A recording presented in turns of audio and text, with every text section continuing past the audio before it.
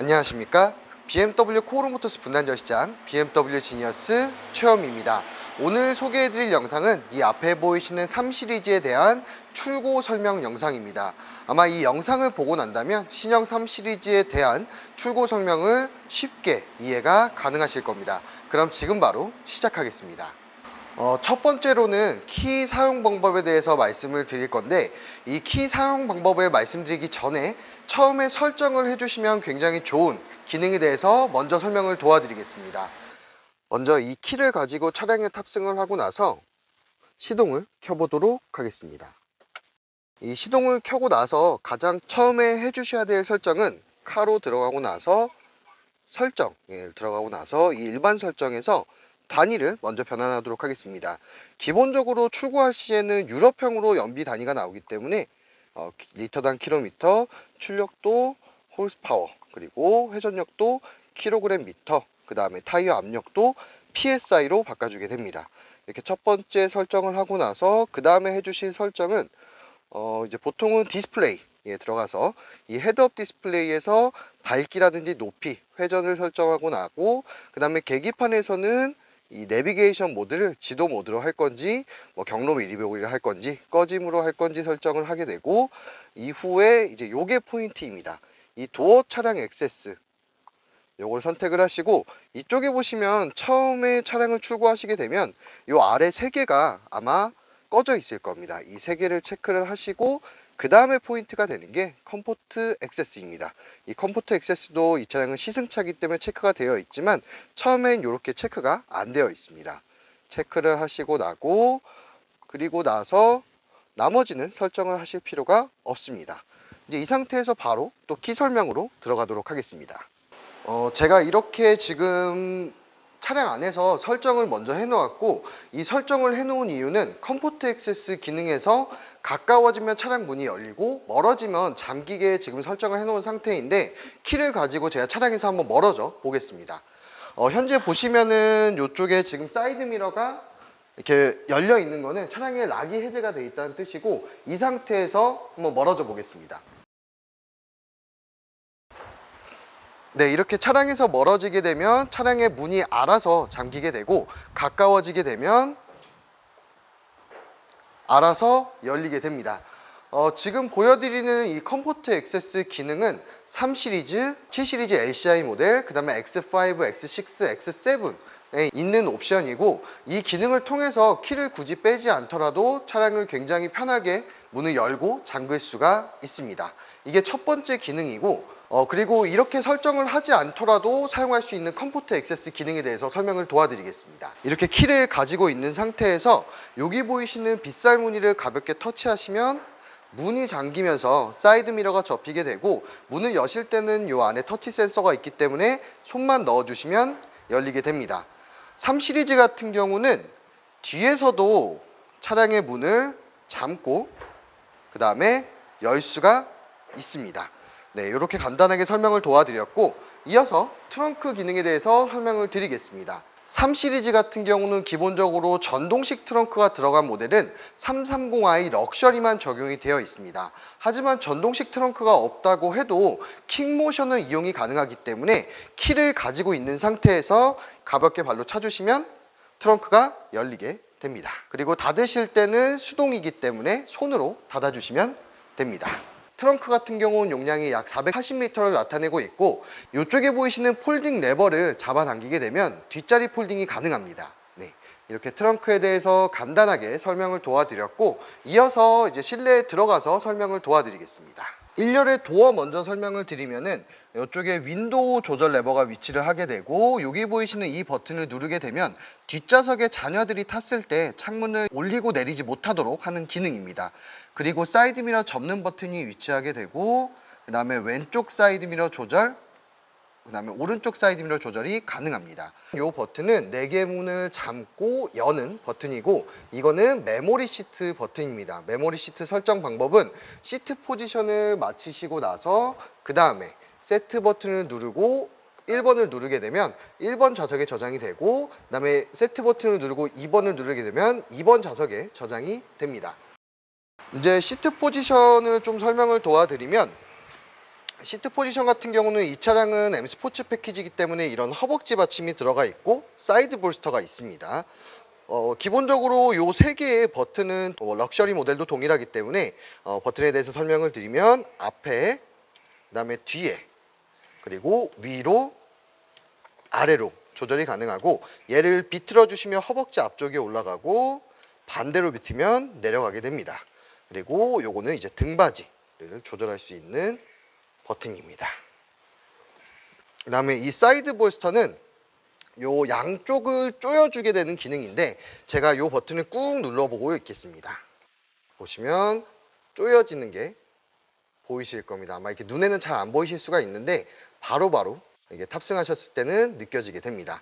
그리고 요거는 이제 요추 받침인데, 요추 받침 버튼을 앞으로 누르면 허리 받침대가 이렇게 앞으로 나오게 되고, 위로 올리면 위로 올라가게 되고, 내리면 내려가고, 뒤로 누르면 들어가게 됩니다. 그 다음에 이어서 설명드릴게 요 허벅지 받침인데, M 스포츠 패키지는 여기에 보이시는 수동 레버를 잡아 당기시면 허벅지 받침이 나오고 들어가게 됩니다. 이제 그 다음에 설명드릴 기능이 여기 보이시는 라이트 버튼인데, 가장 많이 사용하시는 모드는 이 오토 모드입니다. 이 오토 모드를 놔둬놓게 되면 야간이라든지 터널에서 알아서 불이 켜지게 되고, 낮에는 꺼지게 되기 때문에 가장 많이 쓰는 버튼이고, 이제 여기 왼쪽에 보이시는 게 전방 안개등, 요 아래는 후방 안개등인데, 전방 안개등은 사실 뭐 이제 다른 차량에 그렇게 큰 피해가 가진 않지만, 후방 안개등 같은 경우는 안개가 많이 낀 날, 혹은 눈이 많이 오는 날, 그 다음에 시야 확보가 안 되는 날에 쓰셔야지 뒷차량에 피해가 덜 가게 됩니다.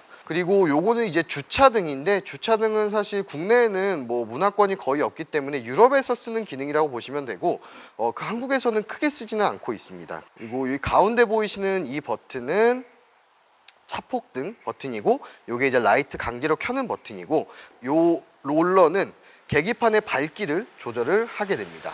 깜빡이는 일반적인 차량들이랑 동일하고, 살짝 올리면 3번, 계속 올리면 계속 깜빡이도록 되어 있고, 이 BC 버튼을 옆에서 누르게 되면 이 계기판 오른쪽에 트릭 컴퓨터 내용이 바뀝니다. 네, 한번 눌러보도록 하겠습니다. 이렇게 눌러보면 지금 평균 연비, 그 다음에 주행 거리, 그 다음에 지금 주행 시작 후 뭐 몇 킬로 갔는지, 평균 속도는 얼마인지, 중력 가속도, 마력, 토크, 미디어, 라디오, 뭐 요런 기능들을 볼 수가 있고, 요 왼쪽은 지금 기름으로 갈 수 있는 주행 가는 거리, 오른쪽은 냉각수, 온도입니다. 가운데는 제가 아까 설정을 통해서 지도가 나오게 했기 때문에 지도가 나타나는 것을 볼 수 있습니다. 그리고 이어서 스티어링 휠에 대해서 설명을 드리면은, 기본 모델 빼고 럭셔리나 M 스포츠 패키지는 핸들 열선이 위치하고 있고, 오른쪽 같은 경우는 볼륨 조절, 그 다음에 요거는 핸드폰을 연결했을 때 이제 노래 목록을 선택을 할 수가 있고, 다음 곡, 이전 곡을 선택을 할 수가 있습니다. 이 전화 버튼 같은 경우는 핸드폰을 연결했을 때 최근 통화 목록을 보는 버튼이고, 요거는 이제 그 음성 인식, 시리나 아니면 빅스비 같은 기능이라고 생각하시면 됩니다. 지금 세 줄로 되어 있는 거는 뭐 블루투스라든지 라디오라든지 아니면 차량 안에 저장이 되어 있는 음악들을 넘어갈 수 있도록 하는 건데, 이 헤드업 디스플레이를 통해서 보여드리면 이런 식으로 나타나고 있습니다. 그리고 요 왼쪽은 이 차량은 이노베이션 패키지가 들어가 있지 않기 때문에 반자율 주행은 아니라 크루즈 컨트롤 기능만 있고, 이 반자율 주행 관련된 영상은 제가 오른쪽 상단에 링크를 걸 수 있도록 하겠습니다. 이제 기어 변속하는 방법을 설명을 도와드리겠습니다. 기어 변속하는 방법은 브레이크를 밟은 상태에서 왼쪽에 요 언락 버튼이 있습니다. 이 언락 버튼을 누르지 않으면 변속이 안 되기 때문에 이 언락 버튼을 누른 상태에서 살짝 잡아당기면 드라이브, 그리고 언락 버튼을 누르지 않아도 D하고 N은 왔다 갔다 할 수가 있습니다. 그리고 이 상태에서 언락 버튼을 누르지 않으면 후진이 안 들어가기 때문에 언락 버튼을 누른 상태에서 앞으로 밀면 후진 기어가 들어가고 있습니다. 그렇기 때문에 기본적으로 언락 버튼을 누르고 잡아당기면 드라이브, 위로 올리면 후진이 들어가게 되고, 주차를 완료하게 되면 요 P 버튼 누르게 되면 파킹으로 넘어가게 되고, 브레이크를 떼셔도 괜찮습니다. 그리고 여기 위치하고 있는 요 버튼은 이제 자세 제어 장치를 끄는 버튼인데, 1단계, 2단계로 끌 수가 있습니다.